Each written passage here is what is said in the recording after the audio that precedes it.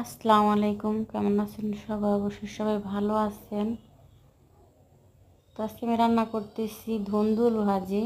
কার কার পছন্দ ধুন্দুল ভাজি, কে কে পছন্দ করেন ধুন্দুলের এই সিজনে? তো প্রথমে তেল দিয়ে রসুন আর শুকনা মরিচ ভেজে নিয়ে তার মধ্যে আমি ধুন্দুল, পেঁয়াজ, কাঁচামরিচ দিয়ে দিলাম, লবণ দিয়ে দিলাম।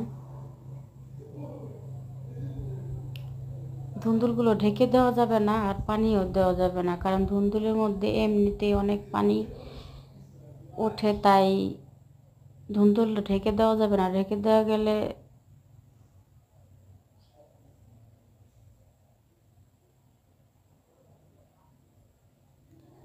অনেক পানি উঠে যাবে।